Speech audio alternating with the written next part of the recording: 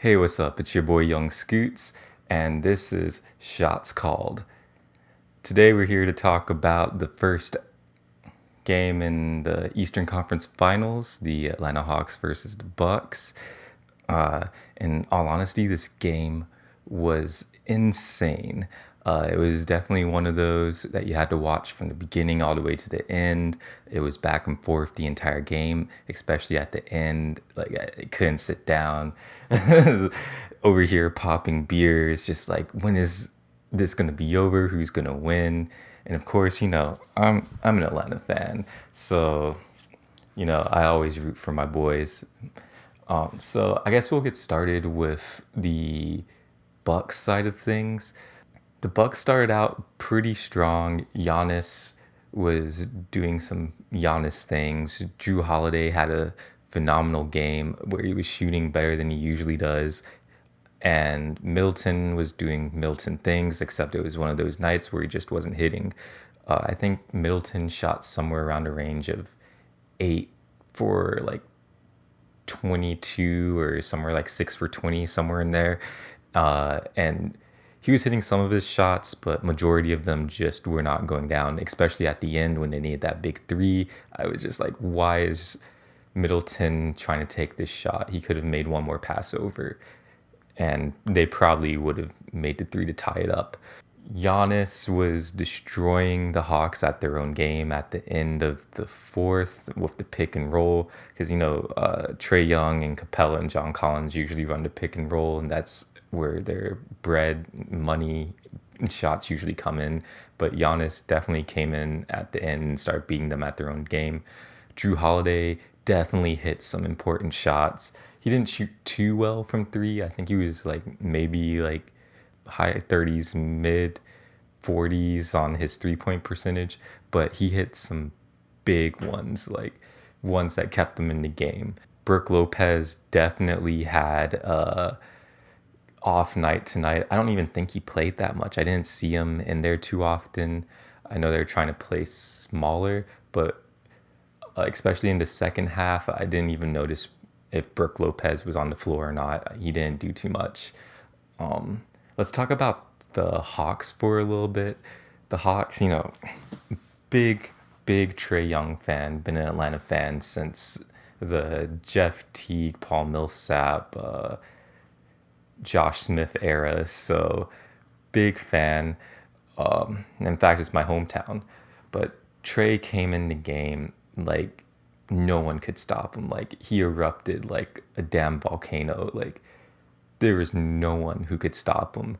Of course, you're gonna get your occasional just like from like 35 to 40 feet out shot, but most of the shots that he took were enough to keep the Hawks in the game all the way into the end because he had 47 or 48 points somewhere in there. Kevin Huerter definitely showed up tonight. John Collins showed up in the second half. Gallo hit some definite shots that kept them in the game for sure. Some of the highlights for me were the shots where John Collins laid the pick for Trae. Drew easily stepped around it. It wasn't like something that he couldn't do, but Drew gave up and Trae just stood there at the 3-point line and Bobby Portis was like maybe 10 feet in front of him. And Trae did this little shoulder shimmy and then hit the three after. I think it was like he stood there for like 5 seconds. It was like on that level where James Harden did that ankle breaker step back three on, I can't remember who it was, but he looked at the dude on the ground just like, all right, dude, and took the three. It was definitely on that level. Trae also had like a kind of fake behind the back pass, and then he ran the baseline and hit a layup that was pretty insane. He had the baseline runner and he jumped up and tossed it around, I believe, Giannis to Capella for the dunk. And then there was no one behind the back pass that he did to Kevin Huerter at the top of the key, and Kevin nailed the three. The Hawks definitely had an insane night, more for Trae in that fact. And let's talk. I want to talk a little bit about John Collins too.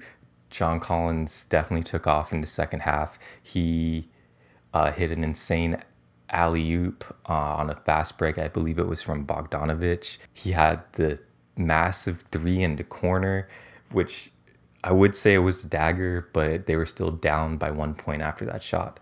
But it was definitely a massive shot that the Hawks needed to stay in the game. John Collins definitely came in clutch, and for sure his post game interview was pretty good with Kenny and Shaq and all of them. Overall, let's talk a little bit about predictions wise. When I talk with my friends about these games, I had initially had the Bucks going over in like a sweep or maybe even like a gentleman's sweep, but after this game, it's changed a little. I either have the Hawks going over in 6 or the Bucks still going over in 5. It just depends on if like the Bucks fire on all cylinders in the next couple of games. Middleton definitely needs to hit more consistently, and Drew Holiday needs to be like shooting on this level. Giannis can do Giannis things, but for that, the Bucks really need Middleton to up his game, and Brook Lopez definitely needs to start hitting at least 2 threes a game to stay in it. I would say the Hawks are a hot and cold team. They have really off nights and they have really good nights. That's why I would say they're so deep. But when everyone's like just not hitting, then it becomes extremely tough for them. So overall, I definitely still have the Bucks as my favorite to go to the finals and win it all, but I can easily see the Hawks taking it over in a 6 or 7 game series.